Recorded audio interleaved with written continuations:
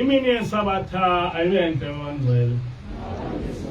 Sokula ngehlabelelo 5:7 inkosi kusifana kwebanga.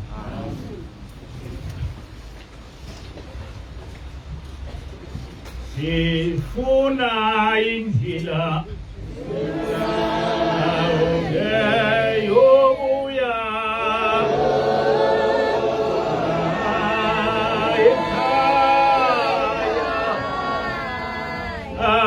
sifuna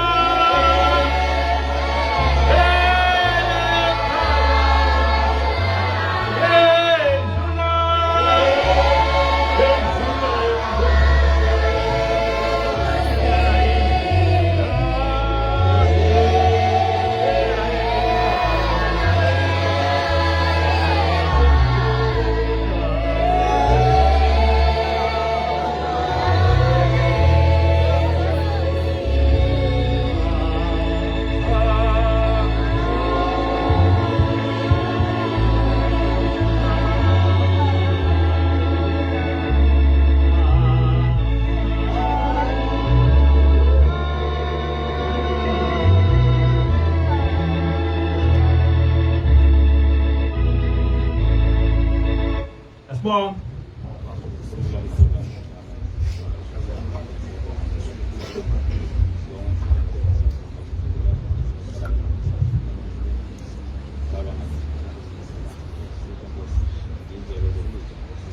Amen.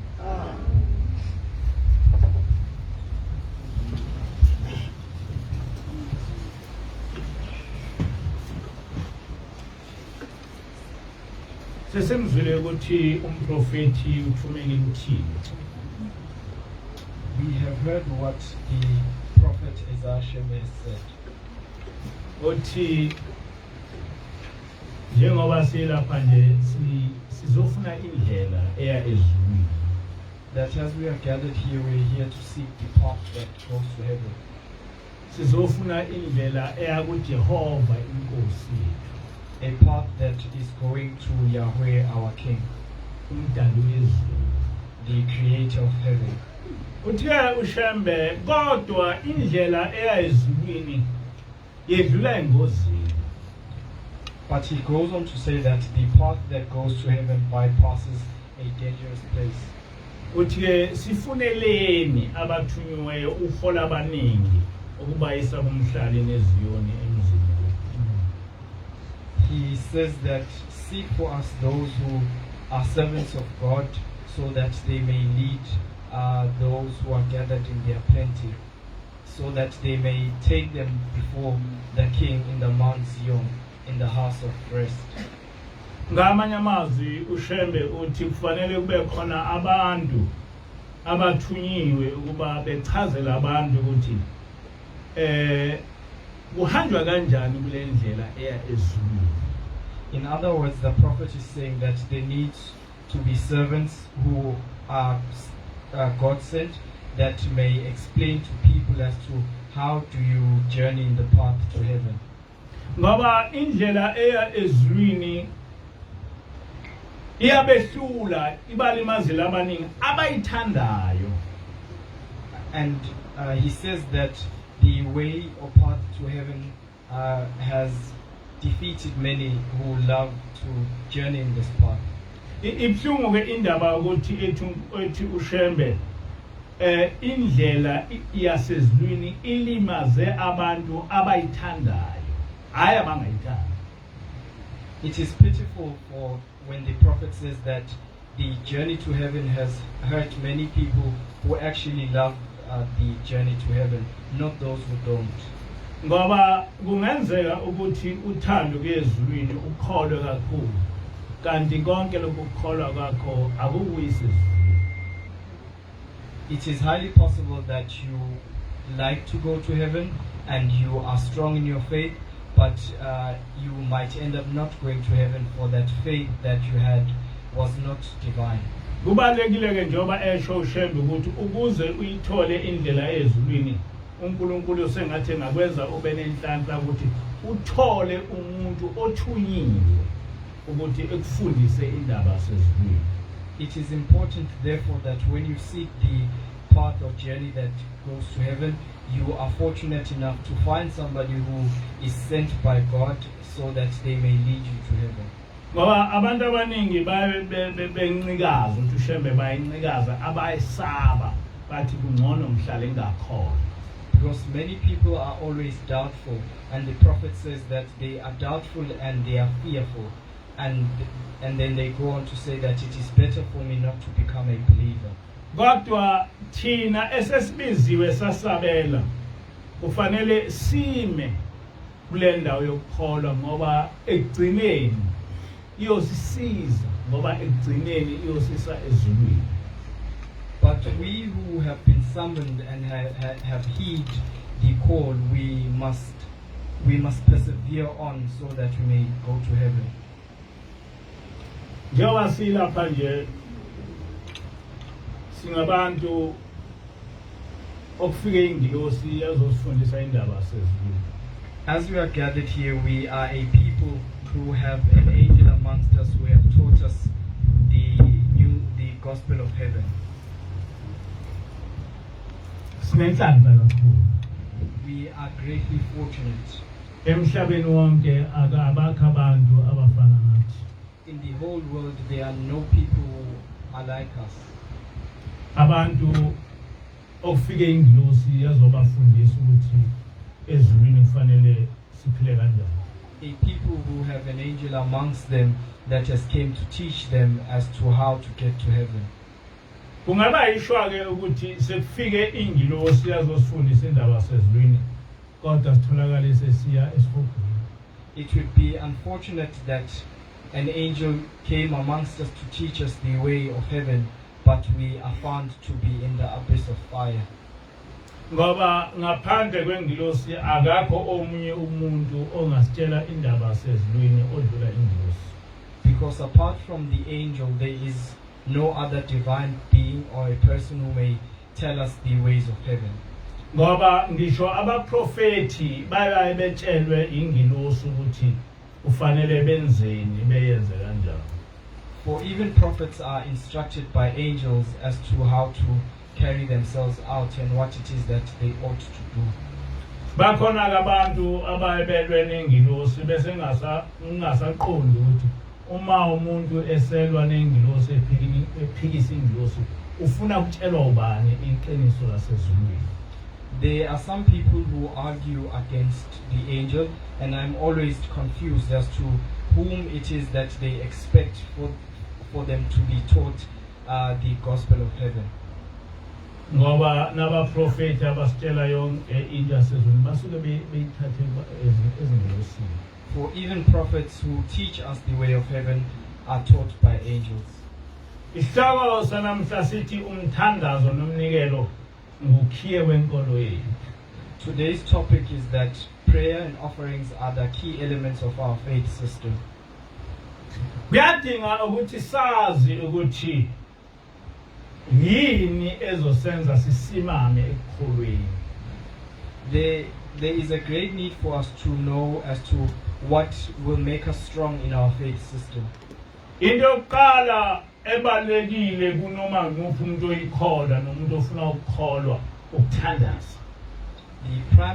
The primary element of anyone who seeks to be faithful to God is prayer. Ngoba ukuthandaza ukusondeza kuNkulunkulu kukwenza ukuthi uNkulunkulu nezingilosi bakwazi. Because prayer brings you closer to God. It makes the angels and God himself to know you. In other words, by praying, you are introducing yourself to the heavenly. Ngamanye amagama uma ngabe uthandaza usukuzethula kwabasezulwini. Ngokuqhubeka kwakho uthandaza ugcina uswaziwa ezulwini. If you are persistent in prayer, you end up being known before heaven. Verse 16 womthandazo wokulala nanka amazwi umprofeti wakhulumile. In the 16th verse of the night liturgy, these are the words that have been spoken by the prophet.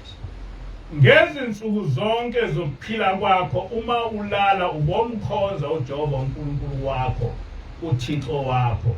Ngosuku lwenhlupheko umbize, uyakubulalela, uyakuza akusindise. Uma uyendlala ngesikhathi zonke inhliziyo yakho emkhondweni ezimemezelo zezwi lakhe. In all the days of your life, when you pray, when you sleep, you must worship Yahweh your God. In the day of sorrow, you must call upon him. He will listen to you. He will come to save you. If you lay down your heart to the announcements and proclamations of his laws. Ngamanye amazwi zimbili izinto obhekeke ukuba uzenze njengokuchaza lomprofeti la. In other words, there are two things that you are expected to do as the prophet has said. Okokuqala kufanele njalo uma ulala uthandaze ushushene. Firstly, every time you sleep you must pray, and that is what the prophet has said. Okwesibili ngaphezu kokuthandaza ugcine imithetho kaNkulunkulu. Secondly, above praying, you must keep the commandments of God. Umvuzo walokho wokuthi mawulala uthandaza ugcine imithetho kaNkulunkulu ukuthi kuyothi ma uvelelwa ukuhlupheka bese ubiza uNkulunkulu bese uNkulunkulu uyeza kuwe. The outcome of that is that whenever you are faced with difficulties, you will call upon God and God will come to you to redeem you. Ngamanye amazwi ukuze uNkulunkulu eze kuwe awufanele nje ugcine ngokuthandaza. In other words, for God to come or reveal himself to you, you are not only expected to pray, Kodwa futhi kufanele ugcine umthetho kaNkulunkulu. but you are also expected to keep the laws of God. Kuleli bandla ke lamaNazaretha uShembe usifundisile ukuthi kufanele sithandaze kanjani. In the Nazarite congregation, the prophet has taught us as to how we should pray. Verse 31 Umthandazo wokulala uthi ekukhulekeni kwakho uyendlale kahle inhliziyo yakho ungakhuleki nje ngomlomo ungazi ukuthi uthini futhi ukhuluma nobani khuleka ngokwesaba uNkulunkulu wakho. In praying, you must lay down your heart properly. Do not just pray with your lips, not knowing what it is that you are saying and who it is that you are saying it to. Pray earnestly in the fear of Yahweh, your God. Ngamanye amazwi ekuthandazweni kwakho zimbili izinto kufanele uyiqonde. In other words, when you pray, there are two things that you must fathom. Okokuqala kufanele wazi ukuthi uthini. Firstly, you must know what it is that you are saying. Okwesibili wazi ukuthi ukhuluma nobani.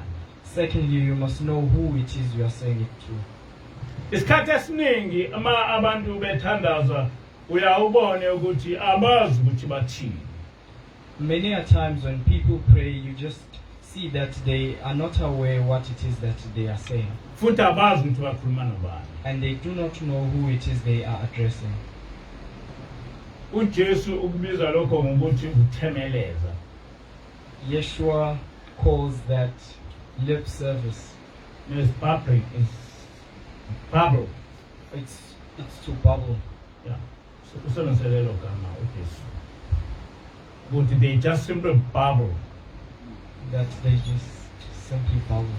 Abazi ukuthi bathini bakhuluma nje. They do not know what it is they are saying. They are just speaking. Ngaphandle kokuthi bekhuluma bengazi ukuthi bathini, abazi ukuthi bakhuluma nobani.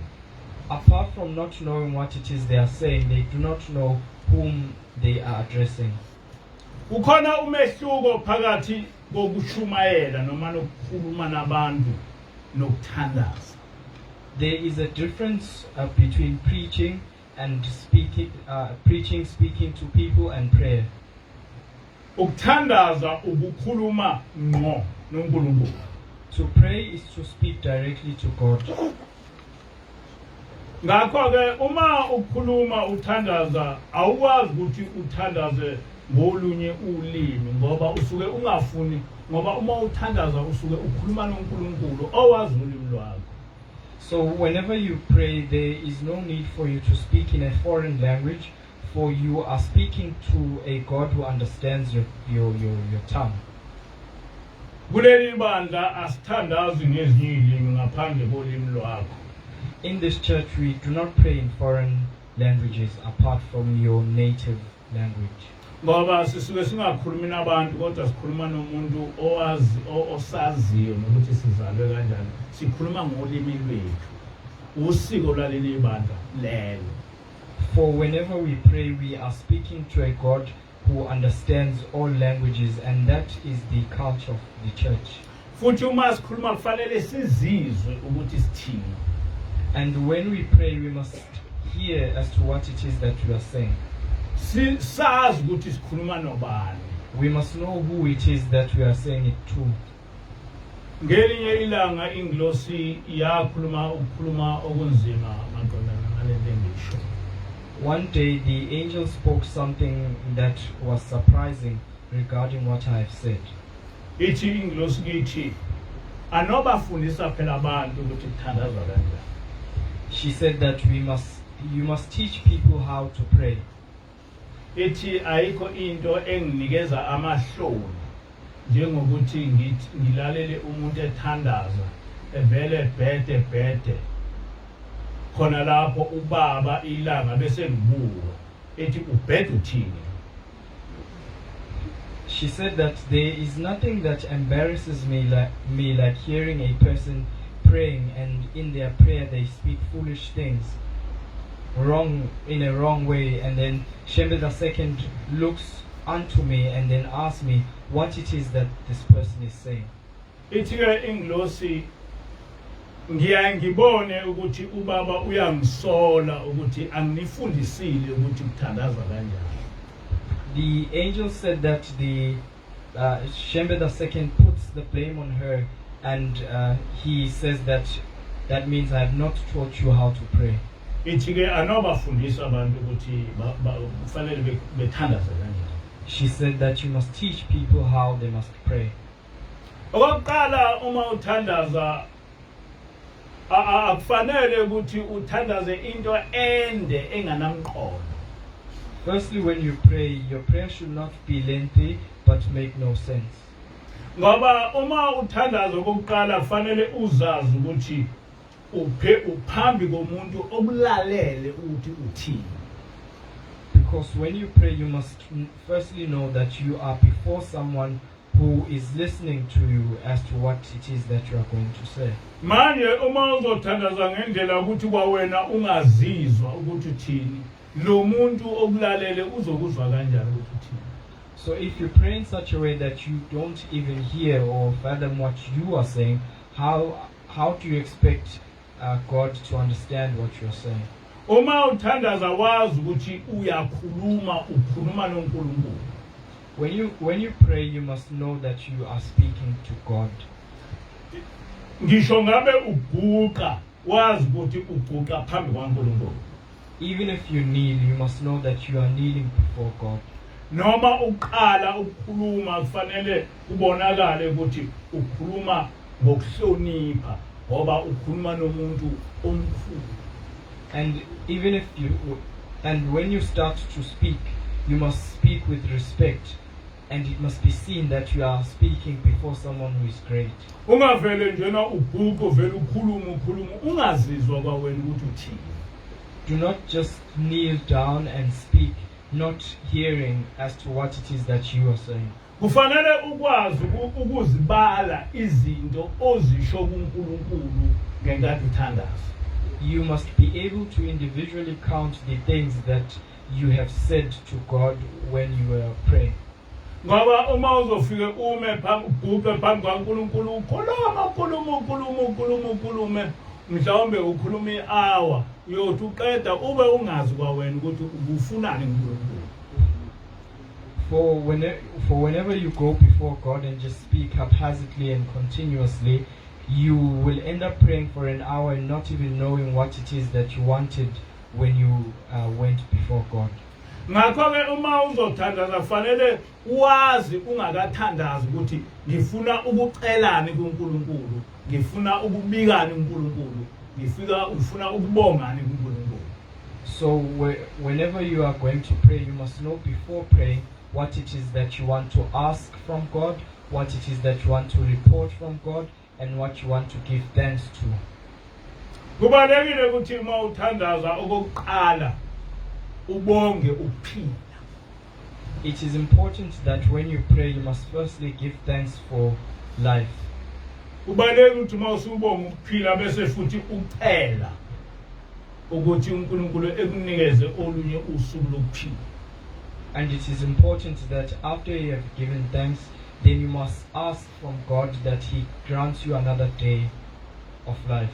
Kubalekile ukuthi uma uthandaza ubike kuNkulunkulu amaphutha akho bese ucela ukuthi ekuxolele kuwo.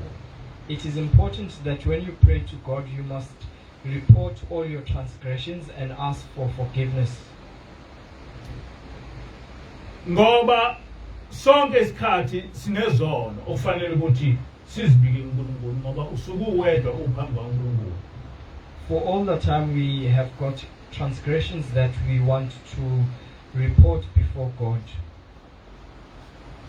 njoba ngisho kubalekile ukuthi uma uthandaza uzazi izinto ozoyikhuluma kuNkulunkulu ungaveli uhume. As I'm saying, whenever you pray, it is important to know what it is that you are going to say before God. Don't just babble. Ungathi mawukhuleka ufuna ukubuka ngabantu. Whenever you are praying, shy away from being praised or seeking attention from people. Matthew 6 verse 5 nanga amazwi kaYeshua. In the book of Matthew 6 verses 5, these are the words of Yeshua. Nalabo nikhuleka ningabi njengabazenzisi ngokuba bethanda ukukhuleka bemi emasinagogeni nasezinhlanganweni zezindlela ukuba babonwe ngabantu. Ngiqinisile ngithi kini sebewamukele umvuzo wabo. And when you pray, do not be like the hypocrites, for they love to pray standing in the synagogues and on the street corners to be seen by others.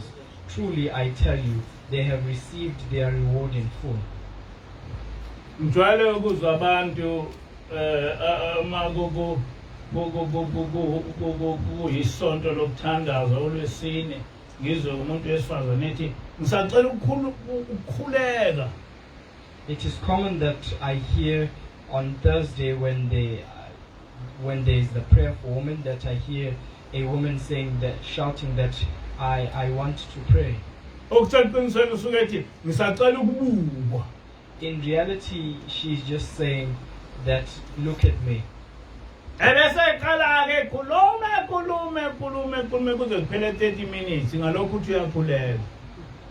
then she'll start on to blabber and speak haphazardly, continuously for 30 minutes while saying that she is praying.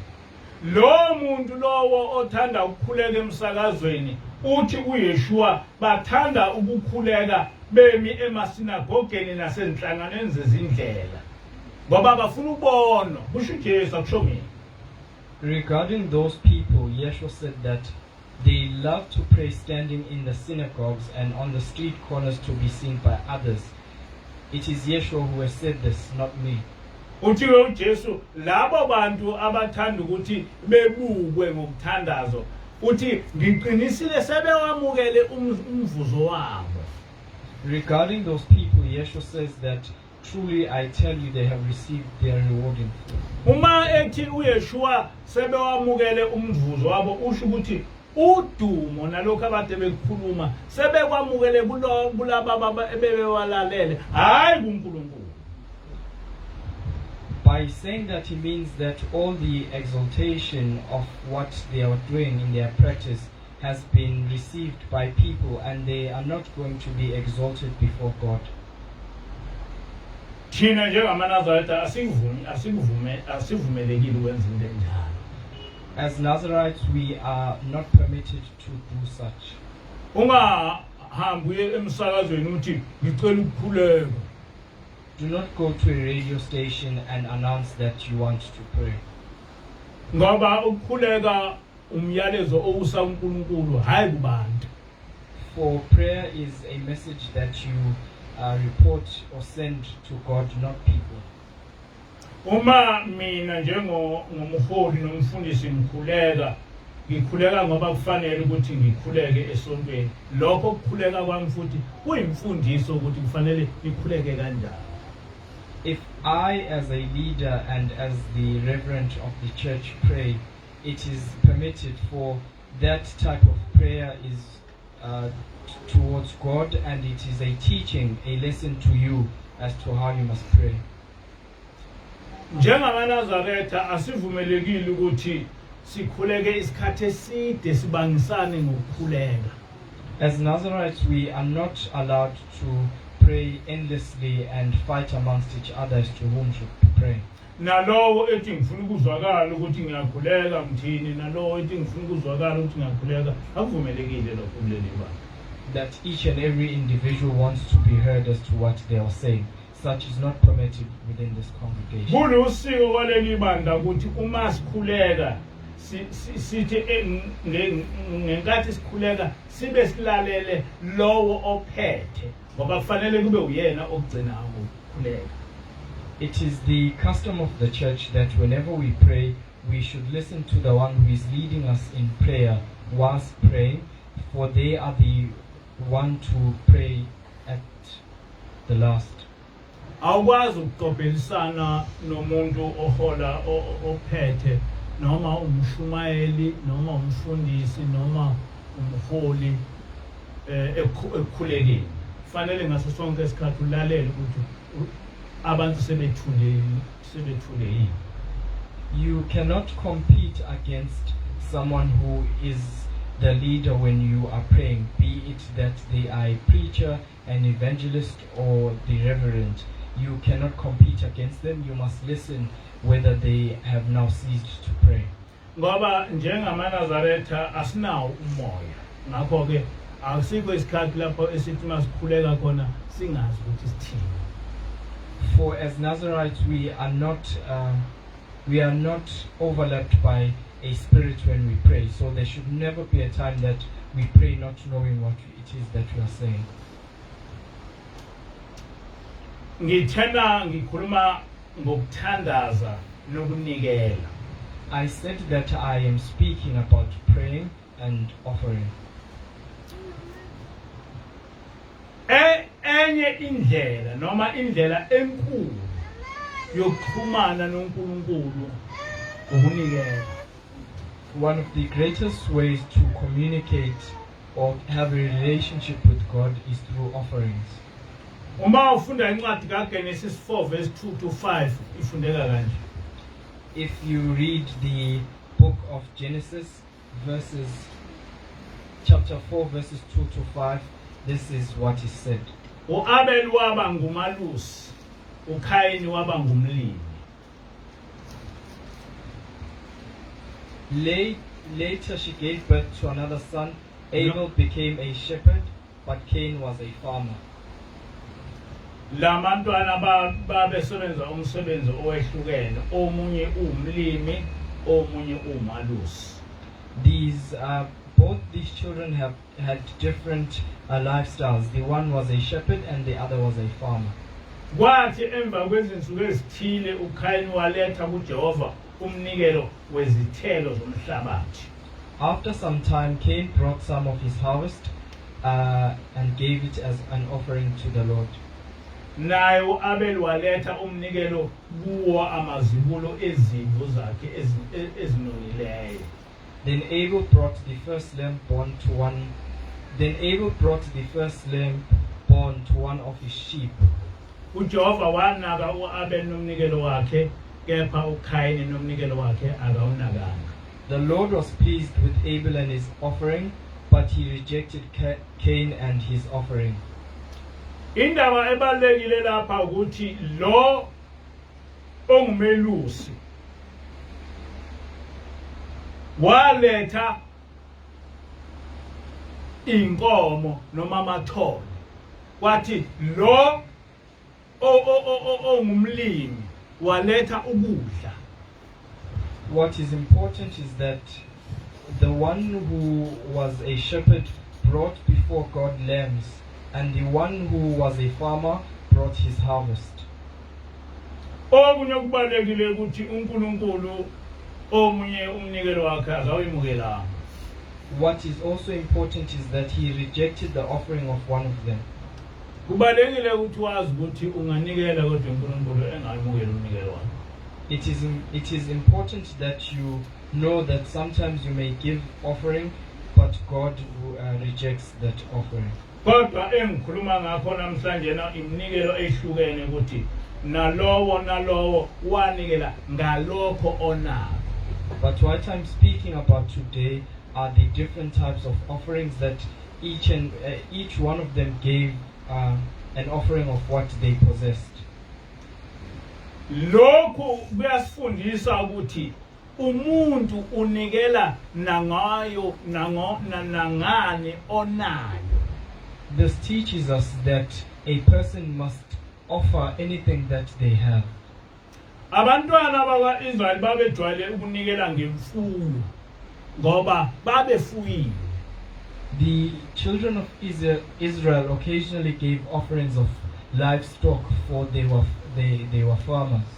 Uma uzolalela noma ufunde indaba yabantwana bakwa-Israyeli sebephume eGibhite, ngaso sonke isikhathi iminikelo yabo kwakuba iminikelo yenkomo noma yezimvu ngoba yona nto imfuyo ababenayo.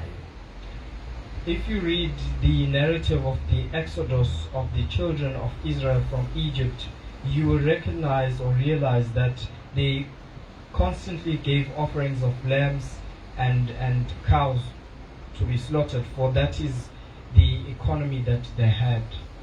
Ngamanye amazwi kusemthethweni ukuthi unikele ngesilwane sihlatshwe. In other words, it is permissible for you to give an offering of an animal and it is slaughtered. Kodwa ingilosi ifikela yasiyekisa ukuthi sinikele ngezilwane sihlabe. But the angel came to us and said that we must stop giving offerings of livestock. Yathi asinikele ngemali. And she said that we must offer money. Yachaza ukuthi asikho isono ekunikeleni ngemfuyo noma ekunikeleni ngenkomo nehlabe inkomo noma imbuzi. Yathi asikho isono kuleyo nto ngoba into evunywe uNkulunkulu. And she said that there is no transgression, or it is not a sin for you to give an offering of a livestock. It is allowed, for it is permitted by God. Yathi kodwa kulesikhathi samanje kunenkinga ukunikela ngenkomo noma ngembuzi ihlabe kunokunikela ngomnikelo wemali. Yathi sekunenkinga manje, isikhathi samanje asafani isikhathi sakwa-Israyeli.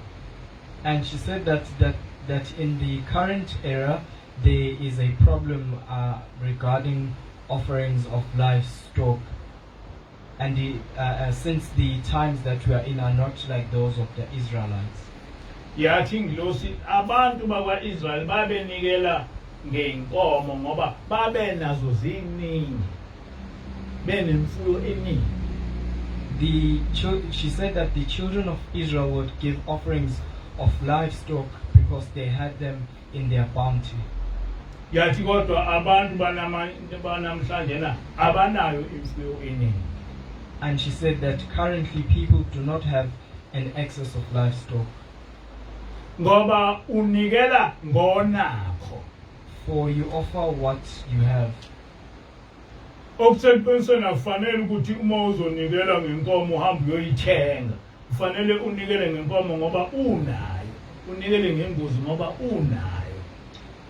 In truth, you are not expected to buy a bull or a goat when you want to give an offering, but you must offer those because you have them. Yikho njena sifunde kuGenesis ukuthi lo ongumlimi wanikela ngethelo, bathi lo oluphuza ofuyile wanikela ngezimvu ngoba wayenikela ngonakho.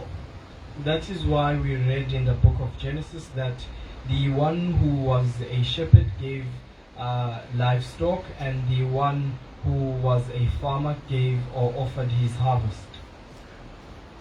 Yayisithi-ke ingilosi, njengoba ningasenazo lezinto, nonke into eninayo imali. And she said that since you do not have these things, what is common economy to you is money.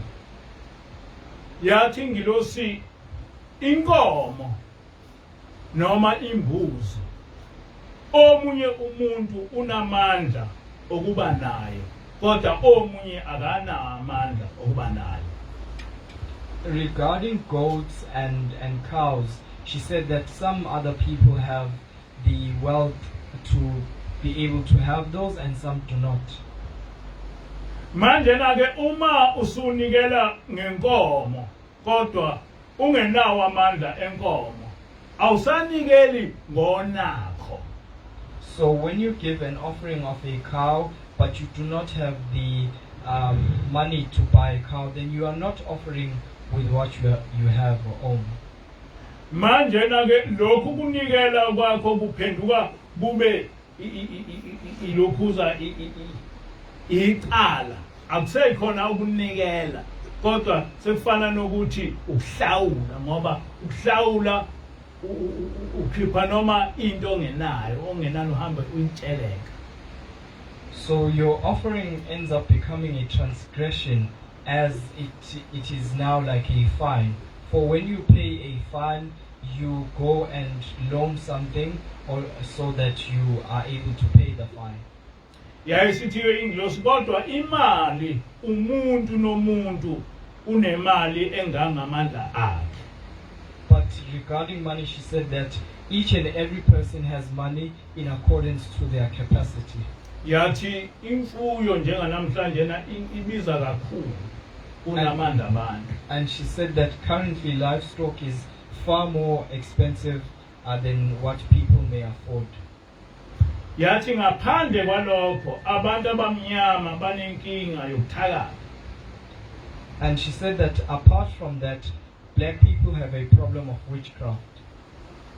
Abantu abamnyama bakwazi ukuthi uthenge inkomo uthi wenza mhlawumbe wenze umsebenzi wokulokhuza njenga angikhulumi ngendaba yamadlozi kodwa njengathi isingamaNazaretha umnikelo wempepho ethi mayisu usunikele lo mnikelo wempepho abantu bethakathe ngawo lo mnikelo wempepho ngaleyo nkomo lehlatshelwe umnikelo wempepho. And it is possible, like how we have an offering called impepo, which means safety, that people use that to perform witchcraft against the congregation. Yathi ingilosi umnikelo usebenziswa ezintweni eziningi kalula kunesilwane. And she said that an offering that is money can be used in many ways when it is compared to the offering of an animal. Yabuye yathi umnikelo ngaphandle ukuthi usetshenziswa ezintweni eziningi uyakwazi ukuthi usize abantu abaningi kalula. And she said that apart from that offering that is done through money is able to be used to assist many people easily. Ngakho ke lapha sigqugquzelwa ukuthi senze umnikelo ngemali kunokuba senze umnikelo ngesilwane.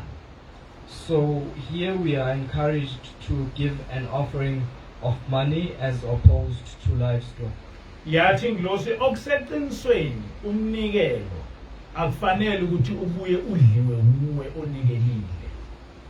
And she said that in truth, whenever you give an offering, you are not expected to also partake in the consumption of that offering. Yathi kwa-Israyeli umnikelo wenkomo wawushiswa bese uNkulunkulu ethola iphunga wawungadliwa wawushiswa. And she said that during the era of the Israelites, livestock would be used as a burnt offering to God. Yathi kodwa uma ngabe uzofike ninikele bese niyayihlaba leso silwane bese niyasidla aseyibona umnikelo ngoba sidliwe yimina futhi. That whenever you give an offering and then you go on to slaughter that animal and then you are the ones who consume it, it is no longer an offering to God. uNkulunkulu ubekile ukuthi empilweni yethu umuntu nomuntu anikele ngokweshumi wonakho. God has instructed that each and every person should give a tenth of what they have. Abantu babengibuze ukuthi okweshumi kubalwa kwi-gross profit noma kwi-net profit.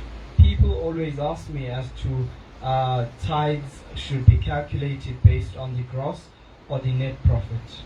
Impendulo yami lapho ithi angazi ngoba iBhayibheli alichazi. And my answer is that I do not know because the Bible does not explain it. Okwesibili angize ngayihlupha ngalokho ngoba kuleli bandla asihambe sifuna ama-payslip abantu ukuthi i-payslip yakho ithini ngakho kufanele ukhokhe umnikelo ongakanani asiwenzi. Secondly, I do not trouble myself because in this congregation we don't go around asking for people's pay slips so that we may tell them that they must pay in accordance to their pay slip. Ngoba ukunikela kusuka ngaphakathi kumuntu. For giving an offering is something that comes from within. Umuntu ufanele eyibalele yena ukuthi kulomnikelo kule mali engaka nansi imali okufanele nginikelele isonto akwazi ukuthi ebalelwe yimina. Each and every person should calculate for themselves that this is the amount they set aside to give tithes as tithes.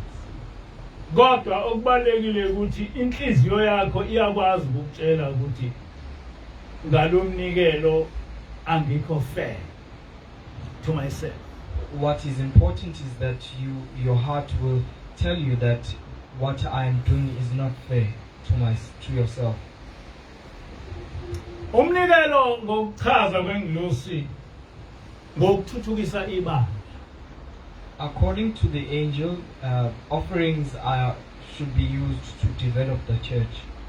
Umnikelo awenzele ukuthi ucebise abafundisi noma abaholi. It is not intended to enrich the leaders of the congregations. Umnikelo uyafana ne-tax. Offerings are equivalent to tax. I-tax sikhokhela kuba sithuthukise izwe lethu. Tax is paid so that we are able to bring development to our country. I-tax ayenzele ukuthi icebise noma o-president noma ngama-ministers noma ngayini awenzele lokho wenzele ukuthi uthuthukise izwe. Tax is not intended to enrich the cabinet. It is for the development of the country.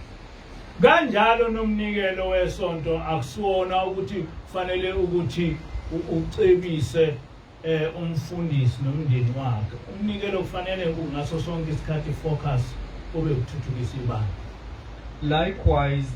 Likewise, offerings should not be used to enrich the reverend and his family, but it should be intended for the development of the church. Lokho akusho ukuthi kufanele ukuthi umfundisi noma umholi ehlupheke. That does not mean that the reverend or the leader of that congregation should be poor. Njengoba i-tax ingokuthuthukisa izwe kodwa upresident uba nalo iholo ebe nayo indlu yakhelwe uhulumeni ebe nezimoto oyinikezwe uhulumeni ebe nayo yonke into enikezwe uhulumeni kunjalo kupresident. Just as in the case of the president, from the money that we pay in taxes, there is an amount set aside by the state to provide for him a house, a car, and other essentials. Nama-ministers kunjalo. Likewise is the case for the ministers. Kanjalo nakubantu abasuke beholda ama-position amakhulu baba nama-allowances ezindlu bebe nama-allowances ey'moto. As is the case for people who work for the state. Kodwa uma ngabe umuntu eserigadwa as isicebi ngemali kahulumeni noma ebe isicebi ngemali yesonto sekuphambene lo. But when a person is recognized to be rich from the funds of the church or taxes, state money, then that is found to be incorrect. Njengomholi ngifanele kuba ngibe nemoto enhle ngibe nomuzi o private mangiba ibandla linemali enkulu kodwa izinto eziningi kufanele kube izinto eziqondene nesonto. As a leader, I am expected to have a car to use, a decent private house if the church can afford that, but the greater sum of it should be allocated to the development of the church. Uma sengizorigadwa njengesicebi ngenxa yobukhulu bebandla sekuphumile lokho nkulunkulu. If then I will be recognized as someone who's rich because of the great number of the congregants in the church, then that is against God. Yasho kanjalo ingilosi akuveli ngekusho ngengilosi. That is what the angel said. What I'm speaking does not come from me. Yathi uma ibandla libalikhulu ngaba nawo umuzi wakho private owodwa. Kodwa hayi ukuthi uhambe wakha imizi yonke indawo akuvumelekile kuleli bandla. And she said that if the church does have enough money, you may have your private property, but it should be one property. We are not allowed to have many properties for the leader in this church. Yathi akuvumelekile ukuthi ibandla lihambe likwakhela izindlu yonke indawo. Likuthengela inqwaba yeimoto ongazi ukuthi uzozenzani ubuse ngeimoto.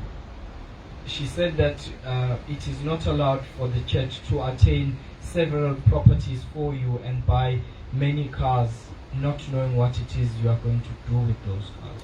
Yathi uyoba nemoto bese uma uhamba uba ne-caravan noma ne-motorhome. Oseqinisweni yakhuluma nge-motorhome ngangayazi nokuyazi. She said that you may have a house, and whenever you leave or travel, you must have a caravan or a motorhome.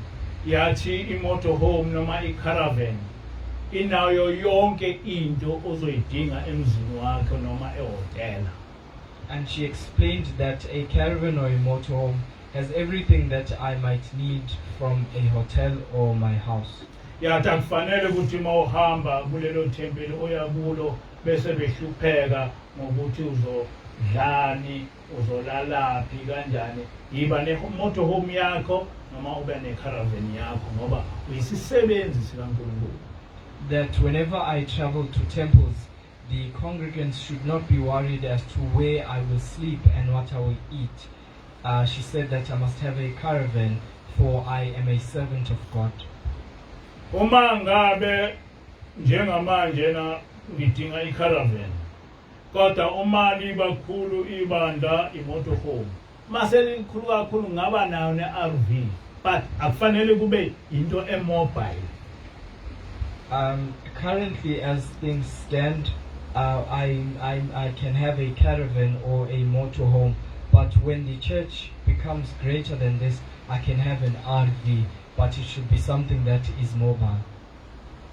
Hayi ukuthi ngibe nemizi engizoyishiya bese ibola kumahla noma. I should not attain properties that as time goes by will decay and nobody will live in them. Lento engikhulumayo iwumthetho waleli bandla ngoba ayisuki kimi kwasho ingilosi. Lokho kusho ukuthi ngisho umholi oyoqhamuka emva kwami uyohamba ngalendlela. What I'm saying to you is the law or principle of the church. It does not come from me, it comes from the angel. So if there is a leader that will come after, he will abide by what I'm teaching you. Ngaso sonke isikhathi noma ungaba unebandla elingakanani kodwa kufanele uzazi ukuthi uyisebenzi sikaNkulunkulu. Lelo bandla kulona lakho ngekaNkulunkulu. Whenever you are a leader of a congregation, and no matter how great the congregation becomes, you must always keep in mind that you are a servant of God, and the congregation does not belong to you, it belongs to God. Yathi ngilosi ungavumi ukuthi ube inkosi yebandla, iyohlale uba umfundisi. Uma uhamba kanjalo uyoba into enkulu ezulwini ngendlela oyiphathe ngayo emhlabeni. She said that I should not allow myself to become the king within the church, but I must be a reverend, I must be a priest. For if I do that, I will be great in heaven, for I have journeyed in accordance to the will of God. Ikhona wonke umuntu othunywa uNkulunkulu la ebizwa kuthiwa uyinceku kaNkulunkulu. That is why that everyone who has been sent by God is called a servant of God. ngoba noma ungaba nebandla eligcwala umhlaba wonke kodwa uphathele uNkulunkulu uyinceku kaNkulunkulu. For even if your church is great and goes or travels to become a great church in the whole world, you should always know that you are leading the work of God. Ngaso sonke isikhathi umnikelo wabantu kufanele usebenze ukuthuthukisa ibandla ngokwakha izindlu zesonto noma uwondle abafelokazi nezintandane noma uthuthukise unikeze amabhasari okufundisa izingane. Umsebenzi lo umnikelo webandla. Church funds should be used to erect new buildings for the church. It should give bursaries to children who want to study, and it should also look after orphans and widows. Those are the duties of church funds. Noma ngekubale konke kodwa yonke iminikelo yebandla ayibe focus ekuthuthukiseni ibandla, not umfundisi noma nomndeni womfundisi. Though I may not count everything individually, but the church funds should be directed towards developing the church and not the priest and his family. Lokho engikushoyo kokwenziwa yibo bonke abaholi bakuleli bandla ngoba kukhulunywe ingilosi ibisitshela yonke into eqondene naleli bandla ukuthi lo phatha kanjani.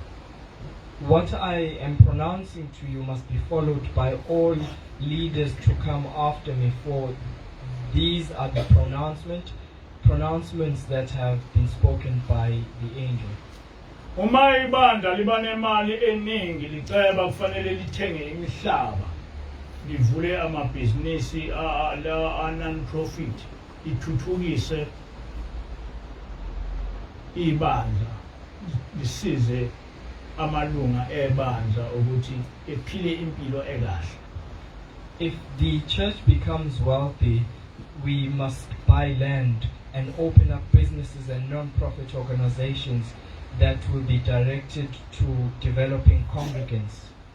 Noma ningasekho emhlabeni lento niyazi ngoba leli bandla noma ngingasekho lizoqhubeka. So even if I am no longer on earth, you must know this, for even when I am not alive, this congregation will still exist. Leli bandla kufanele libe khona kuze kwedlule ngisho iminyaka ewu-2000 ngoba inkolo kaJehova. uJehova uthume ingilosi ukuthi izohlala nathi ukuze lento siyenze uJehova ekhonzwe emhlabeni. This church must exist for 2,000 years and beyond that, for this is the faith system of Yahweh, which he has brought down an angel so as to teach us how he should be worshipped. uJehova sekuphele iminyaka over 1800 engakhonzwa lingakhulunywa ngegama lakhe, abantu bazenzela onkulunkulu babo. Kodwa lesi isikhathi sokuthi sivuse igama likaJehova, sivuse imfundiso kaJehova.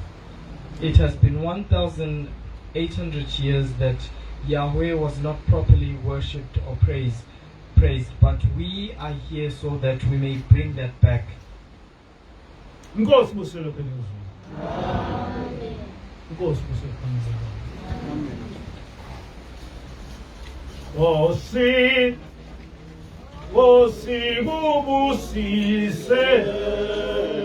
Kubusise lobo.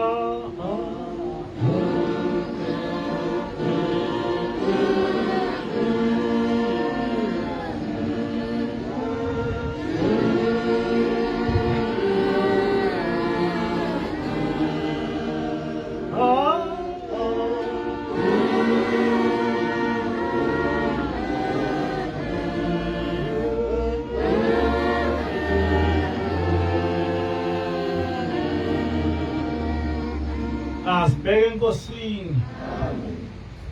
uNkulunkulu wasekuphakameni, uNkulunkulu kaShembe. Phambi kwakho Nkosi ngaleli sabatha lakho namhlanje. Siyabonga Nkosi ukuba usigcinile, wasimema ukuba size phambi kwakho. Cela Nkosi ukuba khona phakathi kwethu lapha kuwe. Kwamukeleke ezulwini. Izingilosi zakho Nkosi eziphambi kwethu Nkosi zithi mayifika ezulwini ziwabhale Nkosi amagama ethu lapho kubhalwa khona abantwana bakho bathandayo. Siyacela Nkosi uba usivikele Nkosi ezitheni zethu. Usivikele Nkosi nakulesi sifo se-coronavirus esigcwele umhlaba wonke. Uvikele Nkosi nezihlobo zethu Nkosi. Siyacela Nkosi ukuba leli banga lakho Nkosi ulikhulise Nkosi ngendlela yakho nangokuqonda kwakho. Abantwana bakho Nkosi bekwazi wena uzibonakalise kithi ngemisebenzi yakho emihle. Ngelakho Nkosi igama manje uzephathe. Amen.